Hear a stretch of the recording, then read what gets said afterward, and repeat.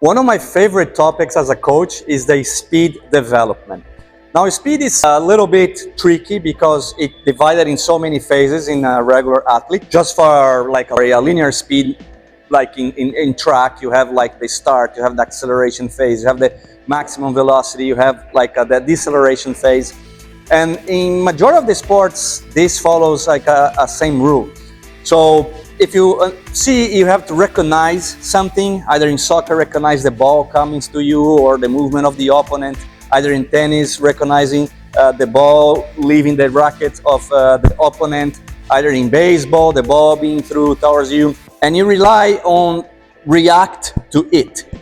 Then you start with something that we call the first step, and first step is also a part that is very broad, because I keep hearing coaches that come to me and say, hey, you need to develop the first step of an athlete.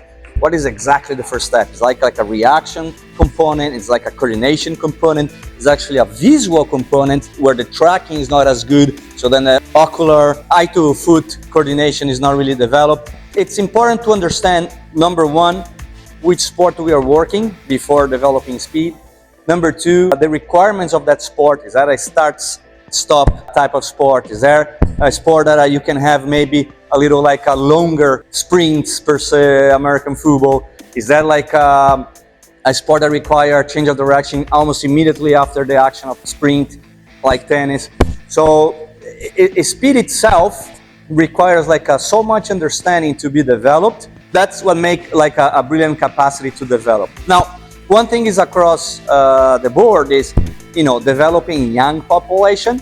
It's important even as a coordination part, even as like a neural pathway, neural muscle coordination drill.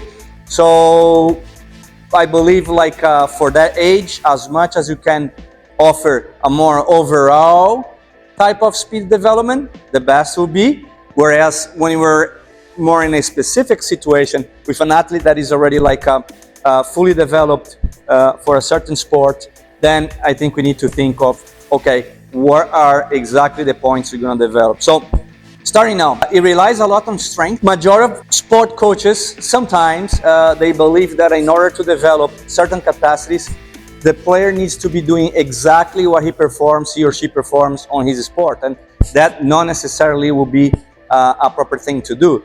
Explaining myself, if I want to develop the sprint capacity, not only I need to do sprint drills, obviously, not only I need to do potentially sprint drills with whatever implement that athlete uses on the field, but we need to develop this strength capacity, because what it is like the cycle of running is contracting the muscles to propel the body forward or up, depending what type of sport you're doing, and that relies on force.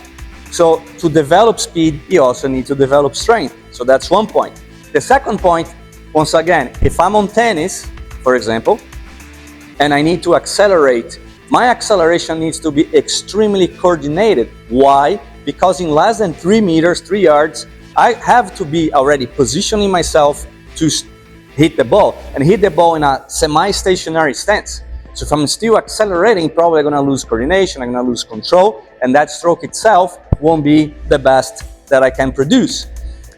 Second thing, which goes along with that previous point, we need to understand at what point I need to stop. Am I fully, stationary when I stop? Am I still in certain motion? In soccer, you're going to sprint, but if you need to act over the ball, you're still going to have some other type of motion on the body, so it's not that you are completely stationary.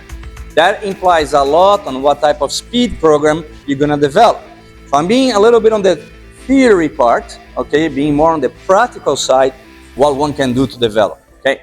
Coordination of the running. So we call here the running mechanics, your skips, teaching how to position like the negative speed on the ground, teaching the position of the foot in regards to the hip, teaching the center of mass, where it should be positioned, so in a way that your horizontal acceleration takes the maximum momentum out of your body, teaching the phase of the hip extension and other points. The second part is developing the maximum velocity, which should be associated also with developing of strength. Last but not least, deceleration, which relies a lot on strength, relies a lot on anticipation. So some of the neuroprogramming that you gotta do for your athlete Third and most important, rely a lot on the positioning of your joints properly so you don't carry any injury on the future.